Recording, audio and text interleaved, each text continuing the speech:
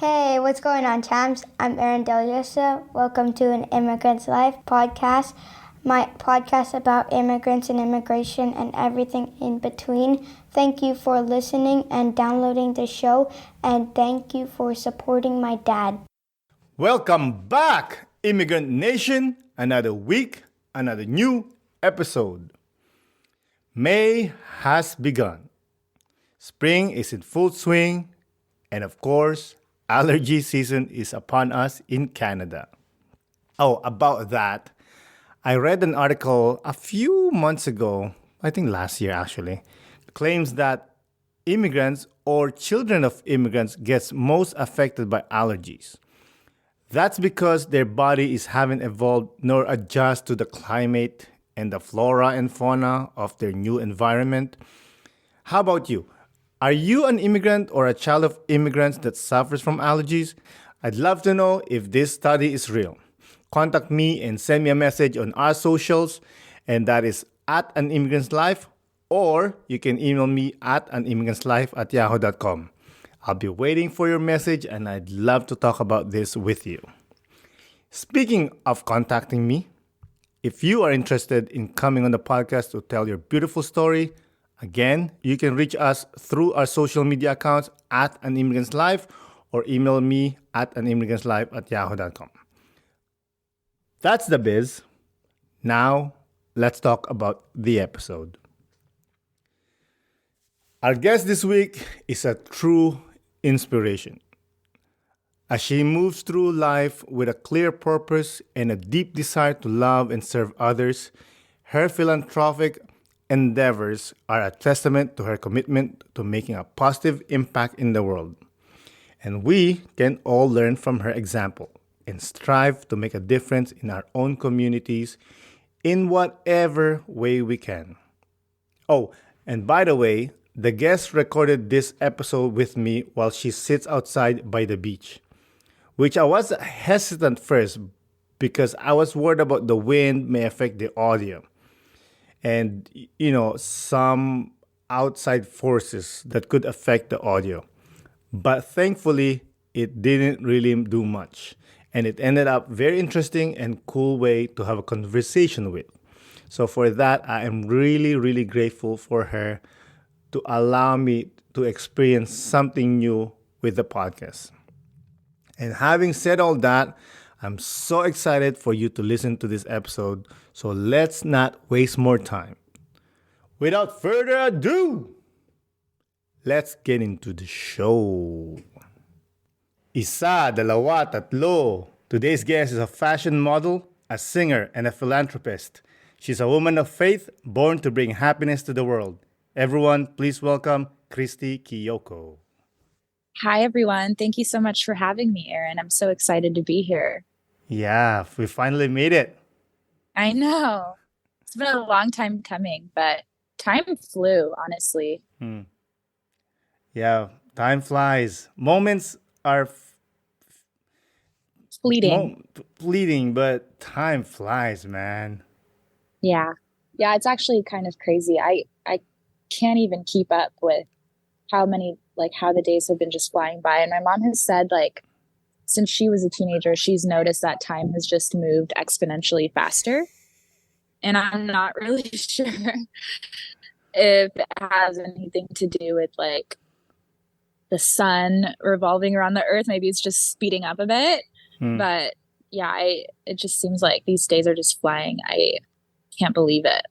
Yeah, I mean, I feel like when we're young, remember the summer, when there's no school, days never ends. Yeah. Yeah. You look at the clock and you're just like, okay, we have about 2 more hours left. And those 2 hours feel like 2 days. Yeah. I remember that. And now And I'm still young. So I'm just imagining by the time I'm in my 40s, what time is going to feel like then. Easy. Well, I can tell you, being a 40-year-old man, time flies. Yeah. Time flies. Sometimes I'll be listening to music and I'm like, oh, I love this song. And then I realize this came out back in 98. I'm like, I was in high school. I wasn't even born yet. Thank you. Thank you for reminding me how old I am.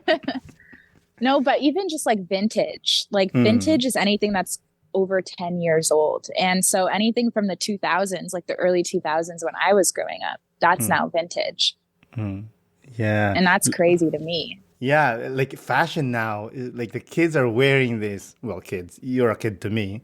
Like, like Hey kids now. kids are wearing clothes that we used to wear when we're, coming up. I'm like, and I love they'll talk to me and say like, "Yo, you don't know fashion." I'm like, you're wearing the clothes I was wearing. Right? They are making a comeback. Everyone's trying to go back to like early 90s, 2000s. They call it Y2K, that type of style. Yeah. I mean, hey, we did it too. My generation, every generation did it, to be honest. Like I did it. Yeah. We did it. For us, it was the 70s, right? Like we tried to like long hair, black shirt, But there's a lot of people that poo poo on younger generation, saying like, oh, this younger generation, like, yo, you did the same thing. Right? We're so hypocritical. Yeah, well, it's gonna be an endless pattern and cycle that when your day comes up and you're an older lady, you'll be probably, well, I mean, you're open minded, but your generation probably like, remember these kids. I know. I can't believe that there's going to be a time where I'm saying that. Hey, enjoy your time. That's one thing I could say is like enjoy the moments, because Yeah. one minute you're strong and agile, the next minute you're like you need a minute to stretch before you can get off the bed. I'm not ready for those days. I'm turning 23 in about less than a month. And to me, like to everyone else, that's super young. But to me, it's like that's closer to 25 and 25 is closer to 30. And time is going by so quickly. But one thing that I am doing right now is really making sure that I'm taking time to enjoy the moment and enjoy life and enjoy the time that I'm in, because I'm going to look back and wish that I had slowed down. Yeah, you've been busy. Yeah, very busy. I love it. That's one thing I love about your Instagram account is like, I can tell you're doing the things that you want to do, something that makes you happy. And it makes me happy. Very much so. Thank you. Yeah, no, I'm a creative. I've always been a creative since I was young. And even when I was in school, like school projects, I would just take them to the next level. I was that kid to go above and beyond. And it wasn't necessarily to be on a teacher's good side, but genuinely because I just had fun doing it. I like making projects into creations and like having fun because it's my time that I'm using to do it. So, yeah. Was there someone in the family that allowed you to glow and shine that way? Well, I mean, like, not necessarily, but my parents gave me all the resources that I needed to do everything to the best of my ability. So I would give them that credit. My dad would haul like all my projects to school with me, and he'd help me like make them and take me to the art store and create these like just basic school projects and turn them into like 3D creation. It was so fun. So like I really do give them the credit for allowing me to glow and do the things that I love doing. By the way, before we get in too deep, why don't you tell the Immigrant Nation where they can reach you, or if you want to promote anything? Okay, so you can reach me on LinkedIn at Christy Kioko. I'm also the same handle on Instagram. And I also have a YouTube channel that I'm going to be posting on, and that's called Life with Christy. So you can reach me on any one of those platforms, including TikTok as well. You do the TikTok now? Are you new, or it's been a while? Oh boy, I'm so late to the party. Actually, I was talking about this just a couple weeks ago. Like, I'm very much, because I'm such a creative person, I like to take my time on everything that I put out. So short form content is like so difficult for me to keep up with, like trends, all of that. Can't really keep up with trends. I like to tell a story. I'm a storyteller. So Mhm. long form content is kind of my type of vibe. Also, I like Instagram reels because there's not so much of like that pressure to be posting literally every single day or like hopping on the next trend. So, but with TikTok, like I'm going to try and be a little bit more consistent on TikTok because that's where everyone's at. So got to keep up. Mhm. Yeah. Do you consider yourself a perfectionist? Yeah.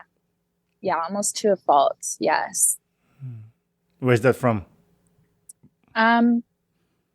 Since I was in kindergarten, I've always had this drive to be successful. And it wasn't really anything that was instilled in me by my parents. They never really told me that I had to be, but I don't know. I just always wanted to put my best work out there, whether it's grades, schoolwork, projects. I always do the best that I can. So that made me a perfectionist over time. Mhm. Yeah, but it's a little bit of deconstructing I've been doing, like getting away from like that everything needs to be perfect mentality Mhm. and just putting out what I can and like doing the best that I can. And I think consistency beats perfection. So Mhm. You said yeah. deconstructing. How are you deconstructing? Are you going to therapy or are you doing some self-healing? What are you doing? Yeah, I mean, I did start going to therapy. I wouldn't say that that's like the main driver of like what I've been doing for like self-care and like self-development. I've been listening to podcasts and reading books, but also just like taking a lot of time to reflect and realizing like some certain habits or patterns that I have adopted and kept to were some of the things that were keeping me stagnant and holding me back. So deconstructing those mindsets and mentalities and learning how to be okay with not being perfect. Not everything has to be like absolutely the best. It's just, yeah. So like that's what I've been kind of unlearning. And with that, I find a lot of peace and a lot of relief too, like taking that pressure off. And it's been cool. It's really nice to give yourself a little bit more room because that gives you more space to do other things and focus on other things. Mm-hmm. Yeah, perfection is a curse, sometimes a gift. But like I just pick up doing an art project for myself, and the other day I was so excited. I was like, okay, I'm gonna make a new batch of art. Pretty much, I'm doing handmade recycled papers. Oh, cool. Yeah, What are you doing with that? and I'm making journals and I'm writing pre-colonial script, the Filipino pre-colonial script, the way our ancestor wrote. Oh, But wow. but the Spanish, tried to kill it. But so I'm trying to learn that and be good at it. And again, I included it with my handmade paper. And the other day, I was so excited. I said, "Yeah, I'm gonna crush this. It's gonna be amazing." Yo, no bueno. it was it was not good. I was so pissed at myself. I was so mad. But then I said, like you said, self-reflection, and said, it made me feel grateful. You know what? I'm grateful for these mistakes because I learned so much. I did learn so much that, hey, take your time. It's okay to make mistake. It doesn't have to be Yeah. perfect all the time. Yeah, I think that we really do beat ourselves up for no reason. It's never really like that serious. When you're trying a new thing, you have to you have to improve your craft, and the only way that you can do that is by doing it like multiple times and consistently. That's the only way that you can learn from your mistakes and learn what you can do better, and you do get better over time. Like it's really important that we realize that and go easy on ourselves. And I think that's such a cool project. Thank you. Recycling and creating, is it like transcripts? Like recreating ancient No, transcripts? I'm literally like it's a calligraphy. I'm Oh, I writing it see. down. So I'll think about a name or a word and then I'll write it on that script. I'm still Yeah. working on it. I'm trying to get better at it. Then I'll hoping that I'll start an Instagram account and share it to the world. Oh, you definitely should. Calligraphy is so cool. I love writing. Yeah? Hmm. What kind of writing? Stories, poems? Everything. Songs, poems, books. When I was younger, I used to write stories all the time, and I'd read them to like my fifth grade class, and like I'd print them out and everything, get them laminated. I No just love way. storytelling. Yeah. Yeah. I used to think I was going to be an author growing up. What happened there? Um, I think the rise of technology kind of took over. Mm. I still love reading books and I still love stories and writing stories, but I think that I get to do both by writing the story and then creating it like visually. I've been watching your YouTube videos. You need to make more. Yeah. I know. Thank you. Yeah, I really enjoy it. It's so time consuming and Mm-hmm. I have so many projects that I'm working on right now. It's so hard to find time to edit, but when I do and I do create something and I complete it, I do feel really good. So, Yeah. I love yeah. that feeling, that addicting feeling like, yeah, crush that. That was a great one. Well, it's also just like seeing like what was in your head and seeing it tangibly Mm. hits different. I love Mm. it. Like, and that's the other thing is with YouTube, I never really like I was a little bit easy on myself with YouTube because it's a process, it's a slow burn. Mm. I just created the videos that I could with what I had, and I didn't feel the need to like jump into like Adobe Premiere or any of those like really hard to use editing softwares. I just kept it really simple, and I knew that the more that I created them, the better I was going to get, and I feel that still. So Mhm. yeah, I do enjoy it. Yeah. Do you have the push to have this pressure of, I wish this one goes viral? Um, I mean, I guess it would depend on what the content is. I feel like majority of my content on YouTube has just been vlogs. So like I never really had the expectation of it going viral because with viral videos, usually it's like something either really insane or crazy, or you're providing some sort of value to the person that is watching, whether it's like a tutorial or something like that. And since my videos have been kind of just like personal vlogs, like a digital diary is what I Mm. call it. I never had that expectation for anything to be viral necessarily. But I think that if I did, I would probably feel a little bit more pressure with that. Hmm. Why is it important for you to document your life in video? Um, I would say because my parents really blessed me when I was a baby, when they came here to the United States. They didn't have really anything. They came with a video camera. And since I was born, like since my first day on this earth, my parents have been documenting my life. And I got to watch myself grow up. And not a lot of people get that. Not a lot of people had that opportunity to see themselves when they were young on video, on tape. But I really thank my parents for taking those videos because I think that it's really cool to see your story in real time, but when you're a lot older. Um, so I think going forward, like with my life, I felt that it was important to continue what they've started. Mm. I think that I'm on a very incredible journey in this life, and one day it will be a movie. So I want to have the documents to show people and the videos to show people of like how I got to where I will be. Mm. I love that your parents recorded you, by the way. That's something I should do more with my kids. But I'm always in this middle decision making of like, am I missing the real moment, the feeling of like experiencing it with my eyes, or also am I missing it by recording it? Mm. Mm. Yeah, that's a very difficult question to ask yourself. And sometimes like I do ask myself that, especially like when I go to concerts or events. I'm just like, do I Mm. want to really record this or do I want to just enjoy the show, enjoy the concert?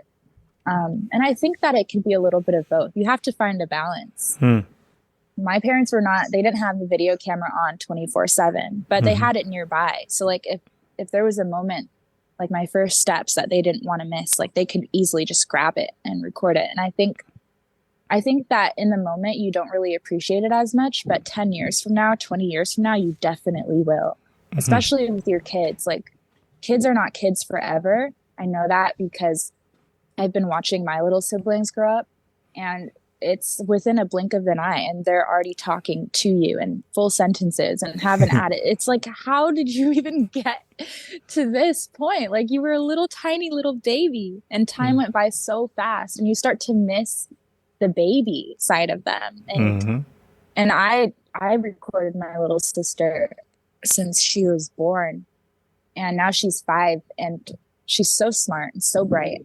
And we watch those videos and it's like, this was literally just yesterday. And we miss her because we're like, what did she even look like as a little baby? But because we have those videos, we took them, like we're able to look back and see them. And I think your kids will definitely appreciate that. Yeah.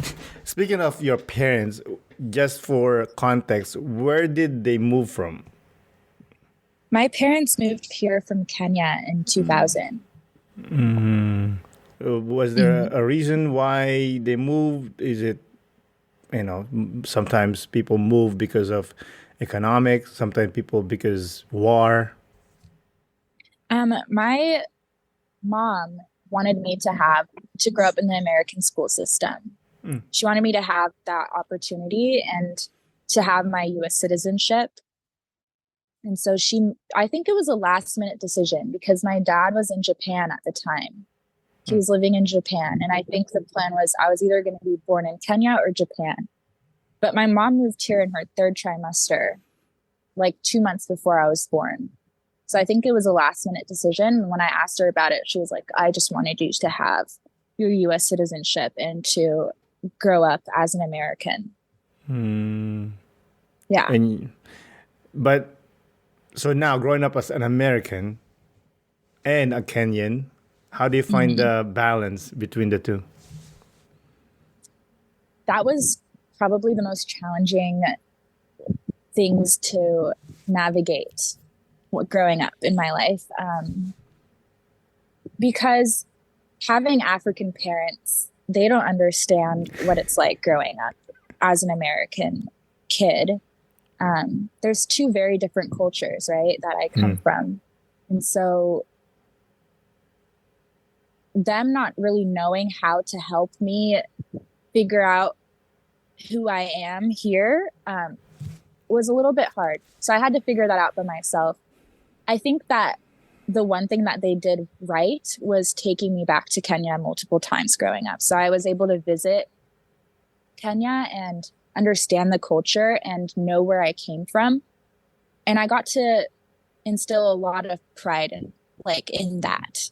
And so when I'd come back home and come back to school from like a 2-month trip to Kenya, I had so many stories to share. And I think that differentiated me from like other kids. And yeah, it became kind of like a pride and joy to me to talk about what it's like in Kenya and being a Kenyan. And yeah, I was able to find my identity in both cultures, but it was definitely hard.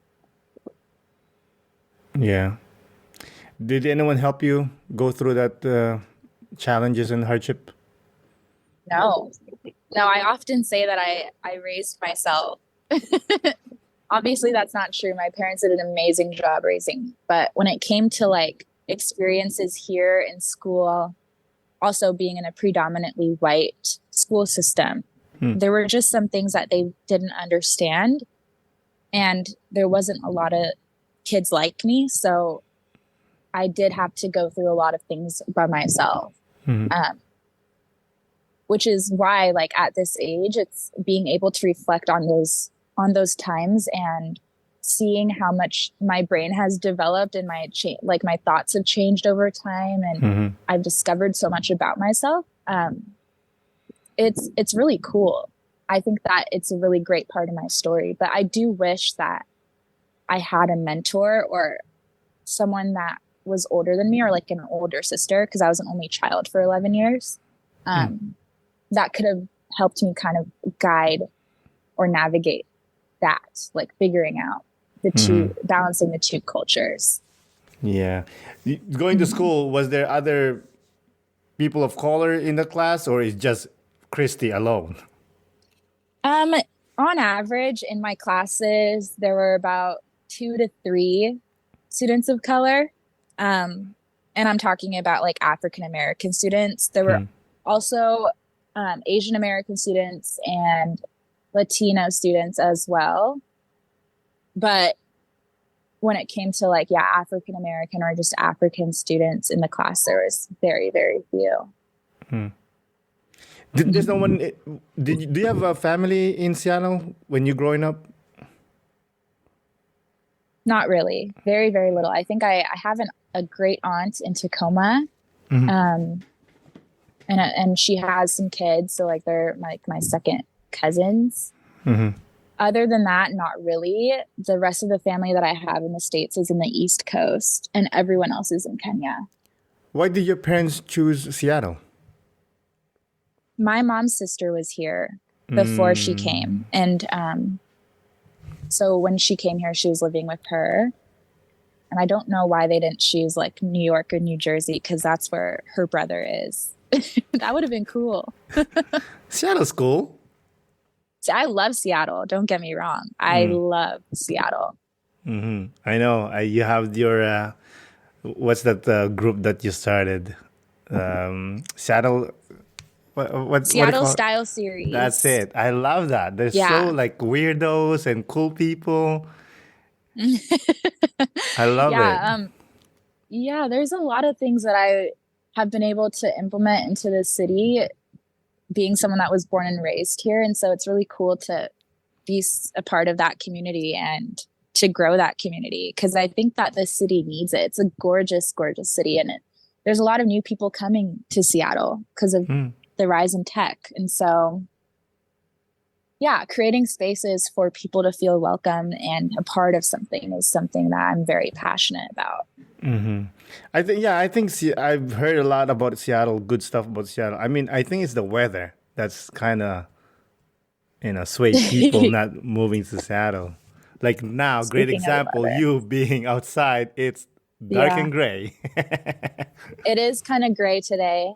But the springs and summers in Seattle are my favorite. It's the best time to come because it's the perfect weather. It's in like the mid to upper 70s in the summer. The sun is beautiful. It's super green. It's honestly so worth the wait. But you do have to go through the months of like dark weather to get there. Hey, we got snow. All right. So you're in where in Canada? Montreal. Yeah. I've heard that Canada has some extreme weather. Extreme, yes. Super extreme. We just had an ice storm of, what, 2 weeks ago? And the whole city of Montreal shut down. Oh my gosh. No power. Yeah. Could not be me. I cannot deal with the cold. I hate the cold. It wasn't cold. It's just the ice. And then a few weeks from that, we had like 40 centimeters of snow, just dumps and dumps and dumps. Oh, no, thank you. I don't even know how you do that. How long is it like that for? They say it's 6 months, the winter here. Oh, my gosh. Move to Seattle. Come on. If you can handle that weather, you can definitely, this will be a breeze for you. No, for sure. It's just, Montreal is famous for festivals. So, I mean, this city bumps when it's Festival summer. Season. Oh man, we have the Jazz Festival, we have the Jazz for Laughs Festival, we have the F1 racing. We have different, like everybody loves Montreal. Oh, that's amazing. Yeah, we have festivals here too in Seattle that start around in the next month. My mom and I would do a lot of festivals here because we have a family business called the African Village. Okay. And we would sell homemade art, clothing, jewelry, pieces from Kenya. Nice. And so we would do a lot of like the big festivals like Bumper Shoot. There's the Folk Life Festival. There's jazz festivals. There's so many of them back to back in the summer. So I feel that. Who made the art and the T-shirts and the I don't Mhm. know jewelries? I guess. My grandmother and her Ah. friends in Kenya. So she's been doing this with my mom since my mom was a teenager. Mm. They traveled the world, Europe, everywhere to bring Kenyan culture to different countries. And so when my mom moved to Seattle, I have a video when I was 2 weeks old at Bumper Shoot, and they had their booth and everything. And we've been doing No. it ever since. They've been doing it for, yeah, it's been like over 20 years. Wow, that's Yeah. amazing. Speaking of your grandma, I love that Mhm. video that you did, Operation Christmas. Oh, yes. Yeah. That's pretty amazing. Actually, I'm gonna give you a credit because Mhm. I'm planning to do something like that this July Oh, really? for the Philippines. Yeah, we're planning to collect some money. Hopefully, family or maybe some people who could donate, and we're gonna send it to the Philippines and buy school products for the kids, like Oh, books that's and whatever. amazing.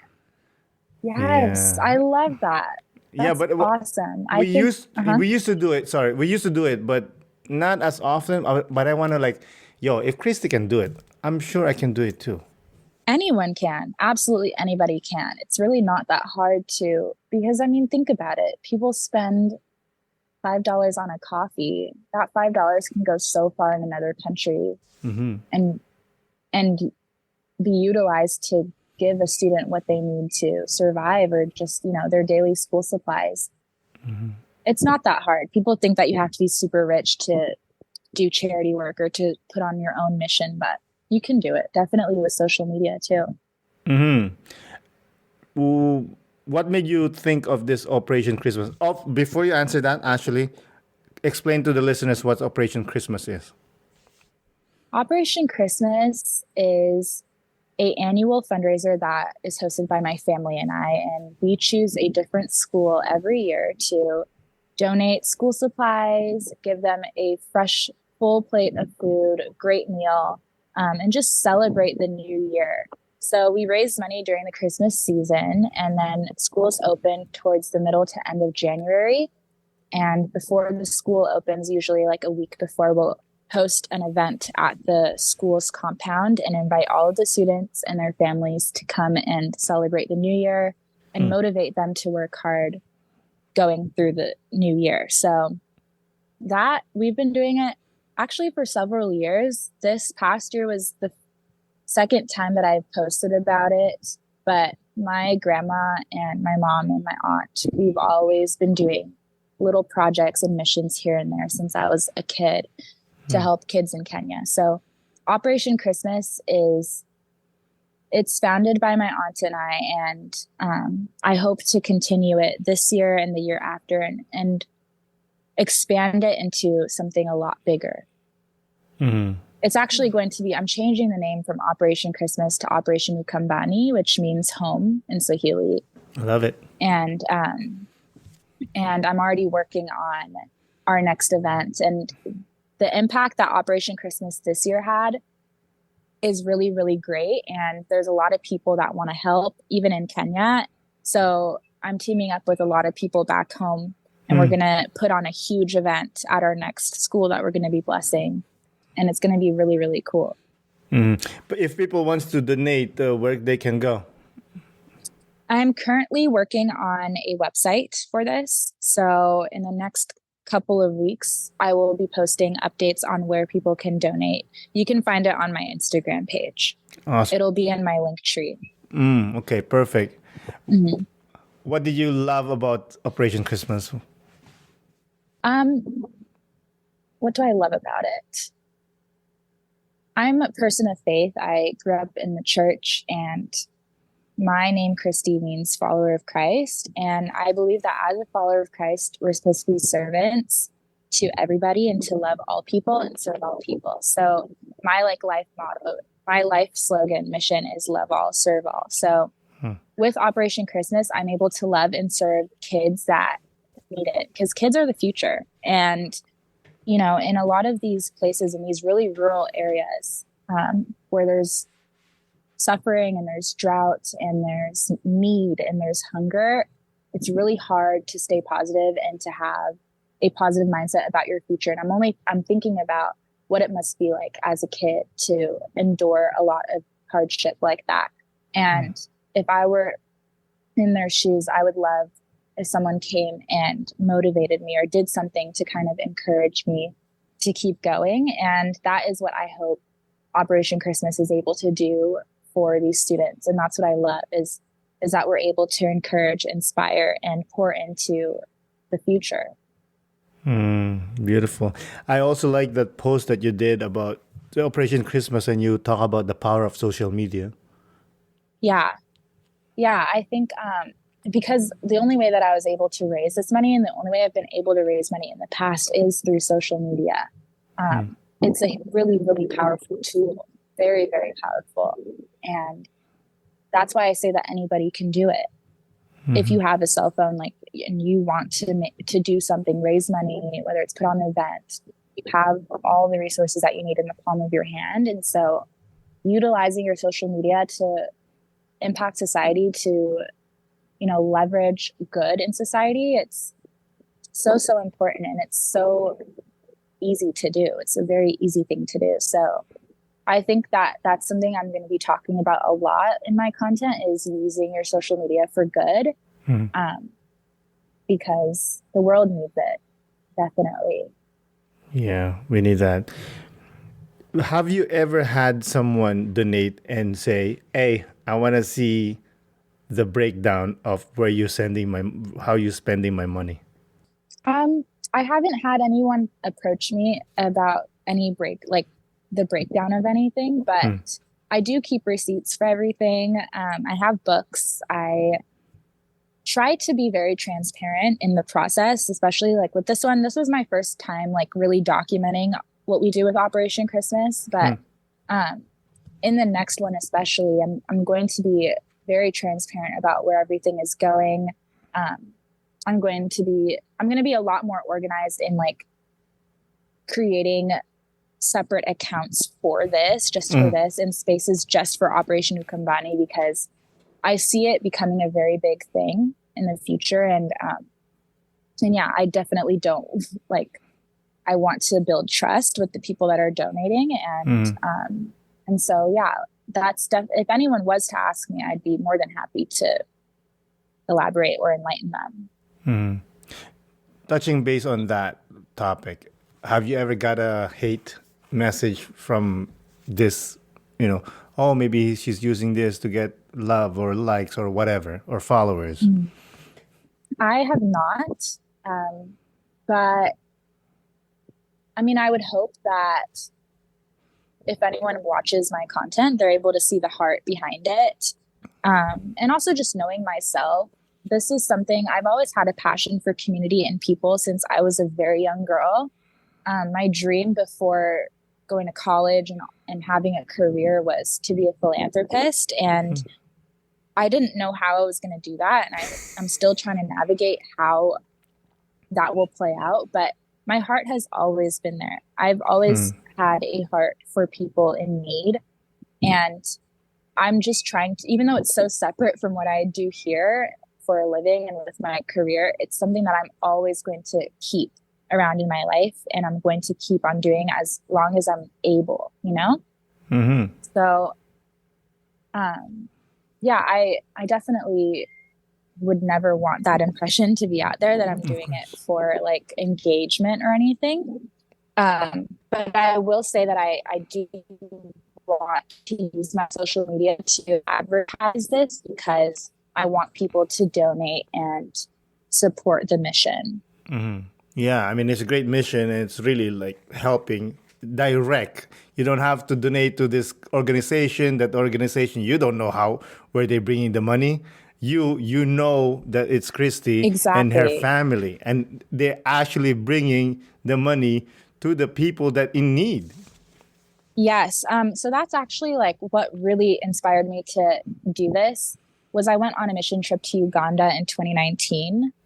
And I went through an organization, and it was a great trip. I learned a lot. I was able to do and accomplish a lot, but there was a very big lack of transparency with where the funds are going. And I also spoke to a lot of the kids that were sponsored by that program, and I heard just their experience with it. And there's a lot of hurt, actually, that come from those kids that have, definitely benefited from the organization, but there's also a lot of hurt that they've experienced with their sponsors and with the owners of the organization. There's kind of like, I wouldn't say I don't know if retaliation is the right word, but there is some things that I don't personally agree with in terms of how you're supposed to be treating these kids. Just because you're helping them doesn't mean that you own them and control them. That's something that I was like, if I ever start my own organization, it would be so different. It would be with their interests at the forefront. And I would only want to create spaces for them to grow and benefit from. And whether it's people that are helping pour into their education, they should be able to have access to communicating with them. They should be able to reach out for help if they need it, But a lot of these kids were reaching out for help to their sponsors, and the organization would punish them for it and punish their families for it, which is not right. And it's not something that I don't even think God would be in agreement with.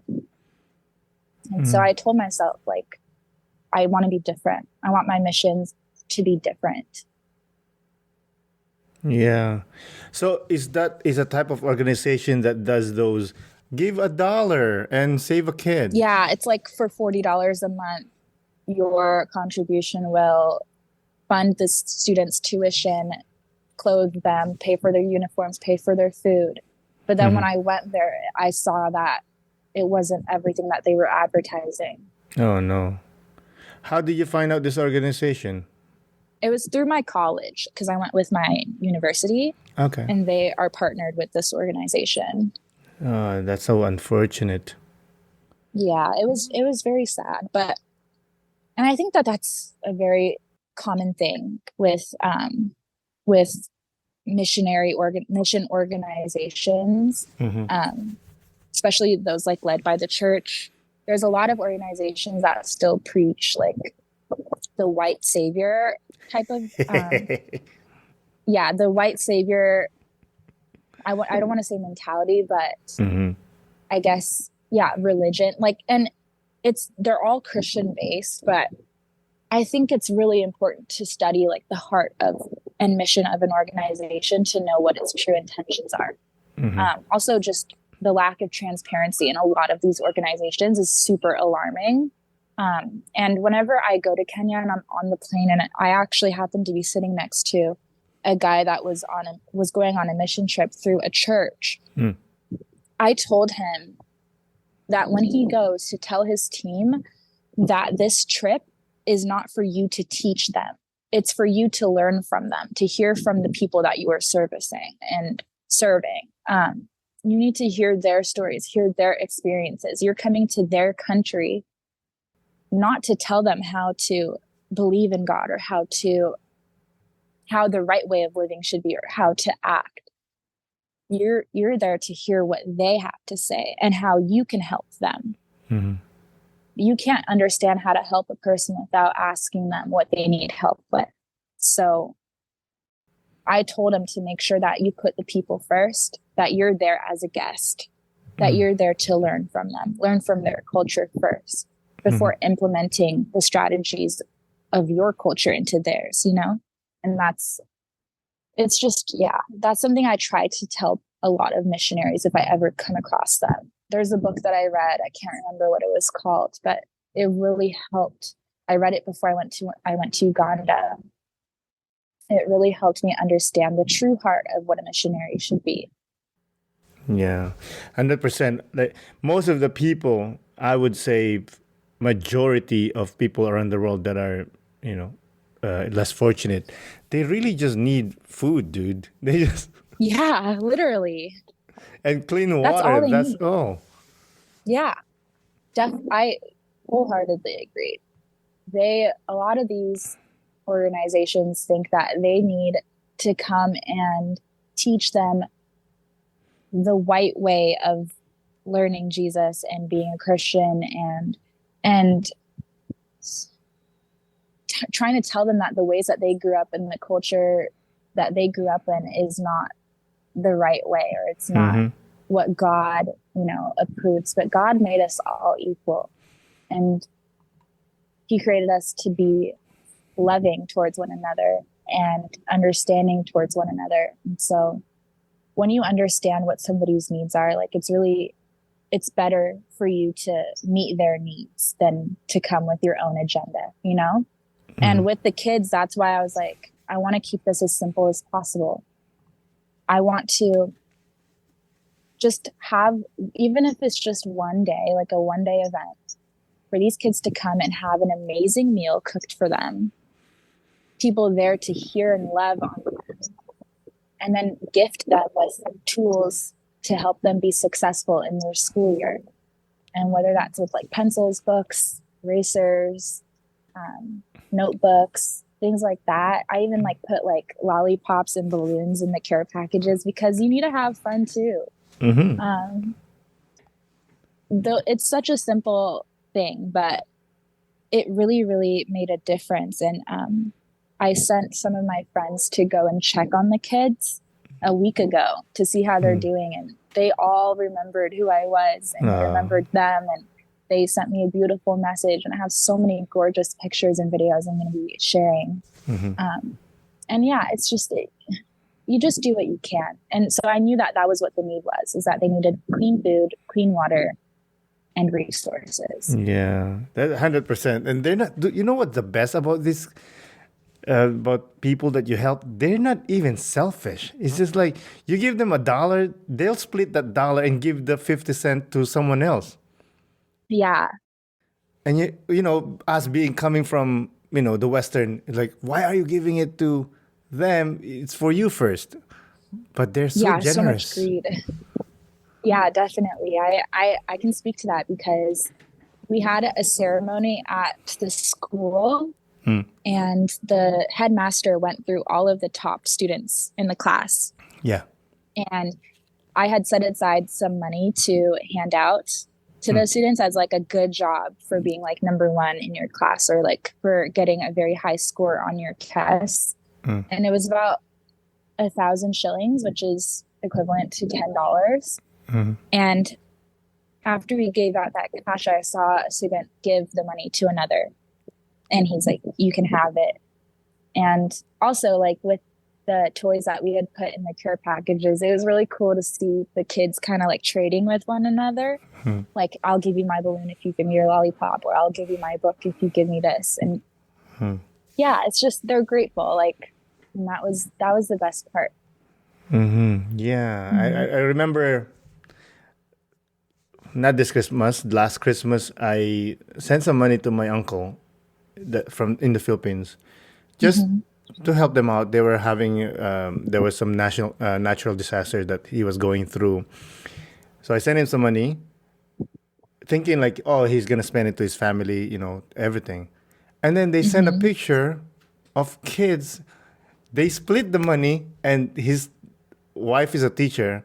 And they bought toys and food for the kids, and they took a picture, and they put a name. I'm like, bro, I didn't even expect that, And I was so happy. I'm like, yo, that's cool.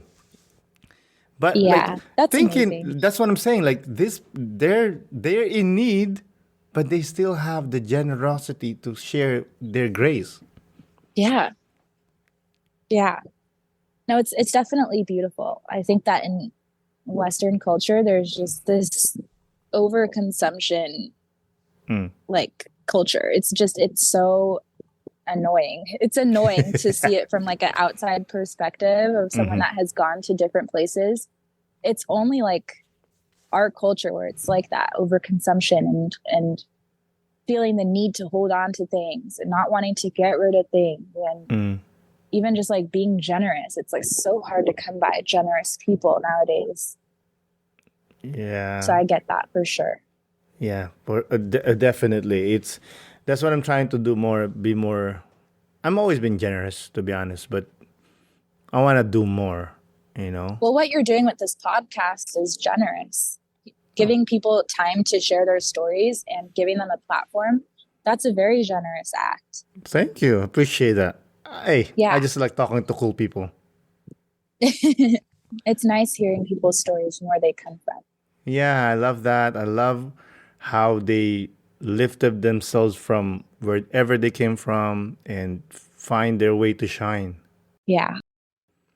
You know, like your parents, they're from Kenya and they're like, yo, let's move and let's give this beautiful little girl a better life. That's, excuse my French, but that's balls, you know? Yeah, definitely. I want to give my parents the world for everything that they've given me. So everything that I'm doing right now is to give back to my family. Definitely. I saw that you're into fashion modeling a lot. I mean, I love your pieces, by the way. Is that like Thank you. whose idea is it? First of all, I'm getting excited. 1 minute. My Like favorite, which one? my favorite of all time is the one by the mountain, and you're wearing this beautiful dress. Oh, the pink dress. Yo, that was fire, bro. Oh man. Yeah, that was definitely one of my favorites, and it's been my most talked about shoot. And I'm still trying to figure out a way to one up it. Yeah, that was beautiful. I work with a lot of local creatives and photographers here that usually reach out to me to work on like a creative project to expand their portfolio and do something fun, because a lot of them are doing like, you know, studio shoots or like shoots that are work related.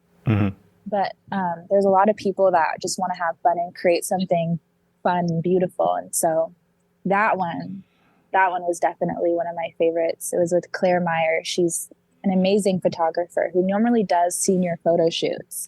But she reached out. Yeah, she does like senior pictures. And she reached out several months in advance. I think it was like January. And she was like, do you want to do a shoot in July? And I'm like, sure, let me check my calendar. But yeah, we planned that one for a while, and it was definitely one of my favorite ones.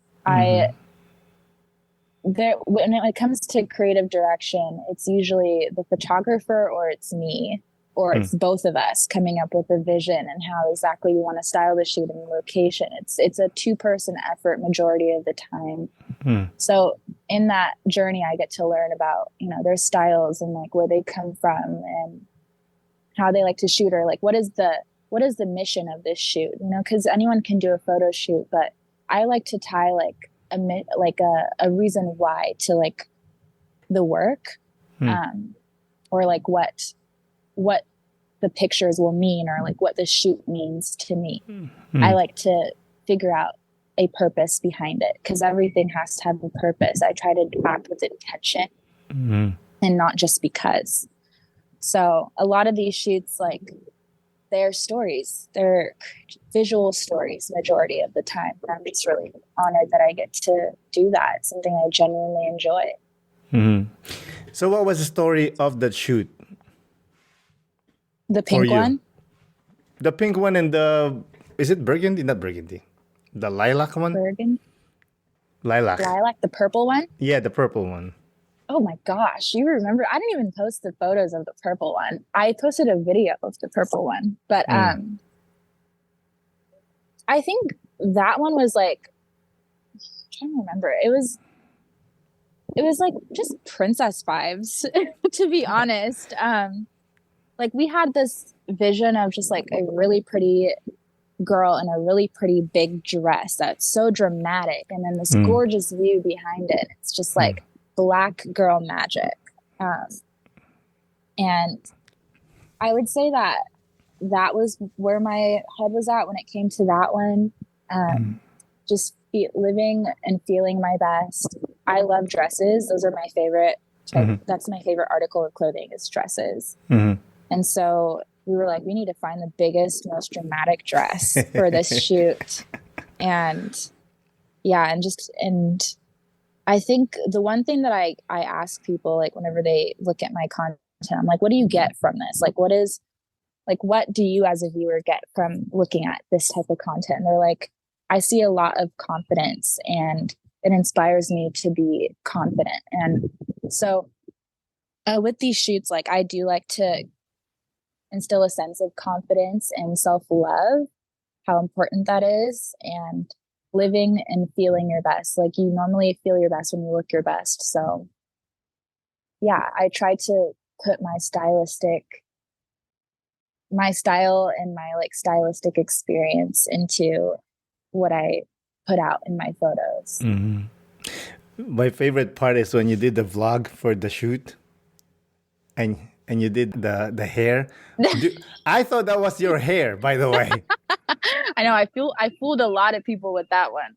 I was like, yo, this is not her hair. What's going on here? Yeah, and when I put it on, I was like, oh my gosh, I look like a poodle. It was beautiful, by the way. I was like, man, that hair is Thank you. beautiful. Oh, I loved it. I still haven't put it on since then because I'm like, nothing can top that. These are my natural curls. I have my natural curls on right now. Okay. And I wish my hair was like that super long and curly, but I think that my hair is going to get to that point in about a year or so. Are you happy with your hair? I know most African American or African Canadian women, they have complicated relationship with their hair. That's a great question. Yeah. I think growing up, I definitely was insecure about my hair. So I hid it a lot. I straightened my hair like to the point where it was just so unhealthy and like dead. I straightened the life out of my hair. And I did that for several years because I was so insecure about my natural curl pattern. I didn't know how to style it. I didn't know how to make it look pretty. It's a lot of work having this type of hair. It's a lot of work. And as a young girl that like, again, like was one of the few like Black girls in her class, I was already different and my hair would make me even more different. So I tried to hide it and straighten it and try to look as like American as possible. But as honestly, when I started taking pictures and I started creating my portfolio, I gained this love for my natural self, me and my most natural state. And I began to embrace my curls a lot more. So I stopped straightening my hair. Completely. It's been years since I straightened my hair. And my natural curl pattern grew back and it's now like super gorgeous and I absolutely love it. It's still a lot of work, but I've learned how to take care of it. And I do like protective styles. I do braids. If I am wearing a wig, it's because I want to like protect my hair and like let it grow a little bit and have the time to do that. And then I take the braids out and I just let it run free like I am right now. It's beautiful, man. I love that kind of hair, you know? Thank you. Yeah, I love it too. I love it on other women too. Like they just look so gorgeous. Curls are such a pretty hairstyle to have. And the fact that God gave me these, like I'm very, very grateful. You said you were growing up, you were straightening it. Why were you straightening it? Because you felt like you're different? Yeah, like I just wanted to have straight hair like everybody else. I thought that straight hair was like cuter and like more likable and more attractive. And I thought that natural hair was like nappy and like no one liked an afro. Like I just didn't, I was so insecure about it. But definitely not now. I love my hair. And a lot of people like the one thing I get from my friends and my family is like, they're like, this is my favorite style on you. It's gorgeous. Thank you. What would you say to that little girl that's trying so hard to straighten that hair if you have a chance to talk to her? Oh boy, if I could talk to my younger self. I'm still my younger self. But because I'm still a baby, I still think of myself as a baby.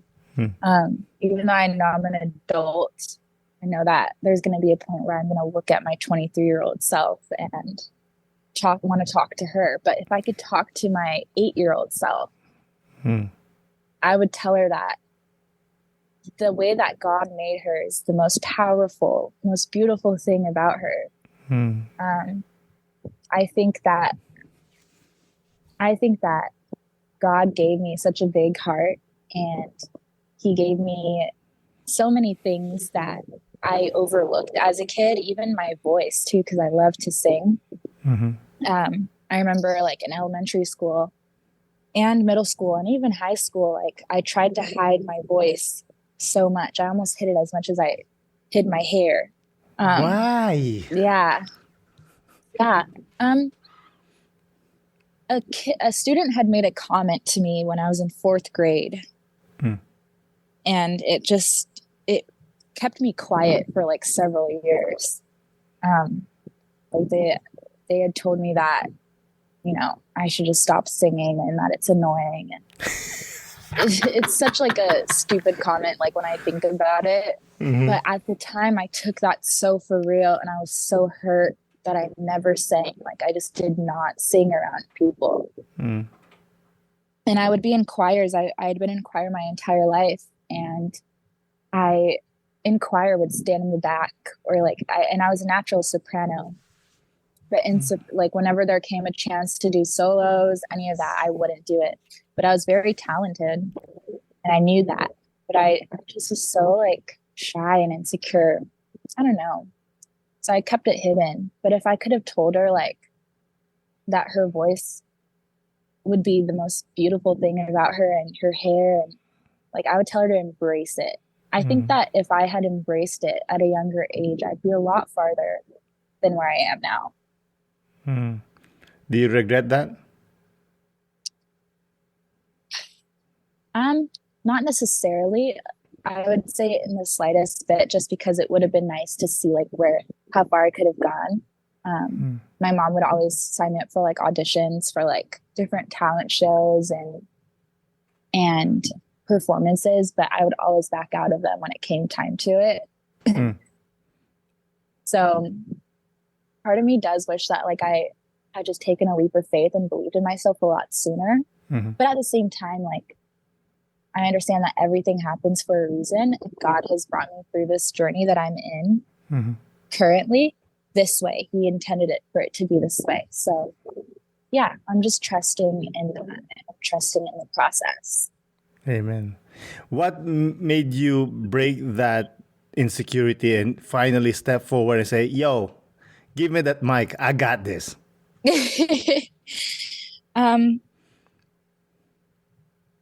Let me think about how I'm going to answer that.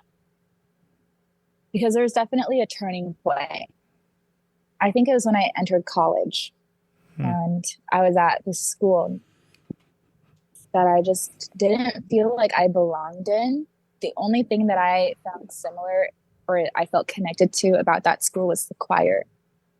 And in that choir, I did the same thing as I did before. Like I just did not speak. I observed. I'm very much an observer before I speak. And so I observed just the leaders that were putting themselves out there.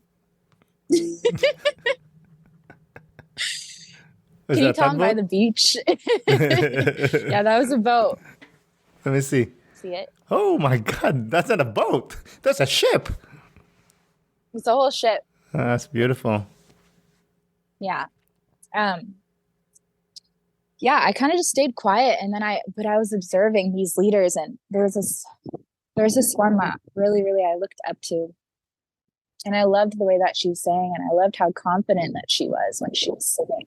And I was like, you know what, I think next year, so I was a sophomore at that time, I was like, next year is going to be my year that I pick up the microphone and I step into leadership. And I did.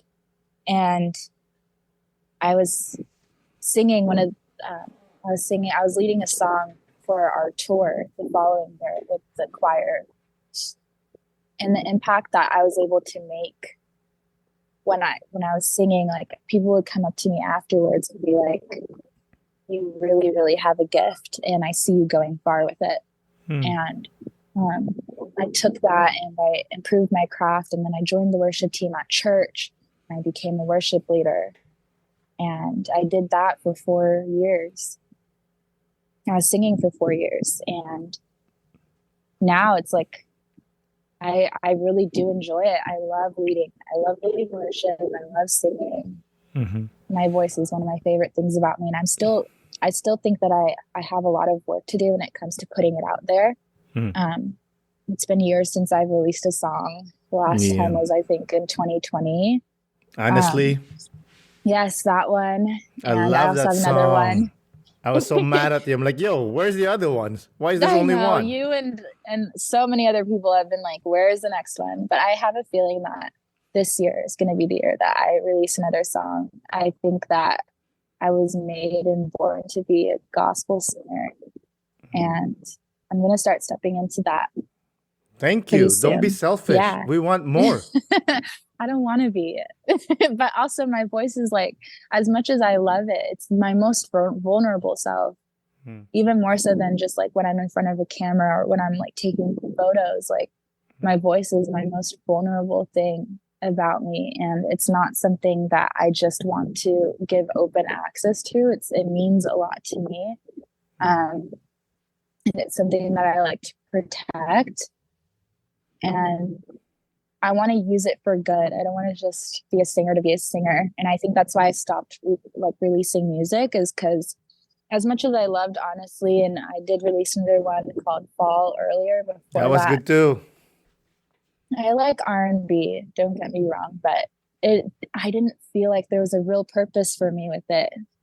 I always have to have a why, but behind everything that I do, there has to be a why. And I just didn't feel like I had much of a purpose with that, or there wasn't really much I could, like, it didn't really move me, you know? So that's why I was like, I need to kind of take a step back and kind of study like what type of music moves me, what makes me happy, what drives my voice. And it's definitely like worship music and gospel music and yeah, just that type of music. So anything that like really stirs up your soul. I love like ballads. I love like old Beyonce ballads, and I love Whitney Houston, those like big powerhouse voices. Their music changed the world, and that's the type of music that I want to put out, is music that changes the world. Well, let's get it. Okay, we'll do it. We're waiting. I know. I won't keep you waiting much longer. That's awesome. Excited. Listen, Christy, I think we're there. I really appreciate this time with you. Before we close out, do you have any last remarks or anything what you want to say? Thank you so much for having me on your podcast. I truly feel so honored to share my story and journey with you guys. And I just wish you all the best with everything that you're doing. I'm really, really grateful that there are platforms like this for creatives like me to speak and share. And it doesn't feel like I don't feel as much pressure as I thought that I would. This feels like a really just genuine, easy conversation. And I appreciate you making that safe space. And to keep up with my journey, just follow me on my social media. And I look forward to the future and where God is going to take me in this life.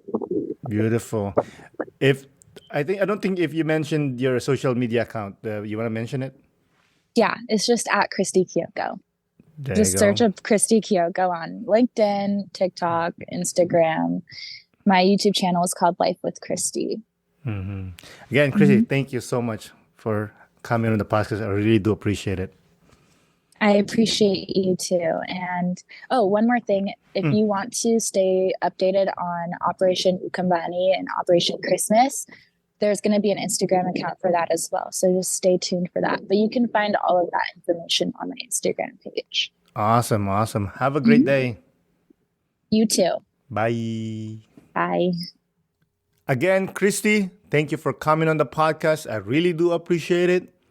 Thank you, listeners, for listening. This is Aaron Deliosa for An Immigrant's Life. I'll see you guys later.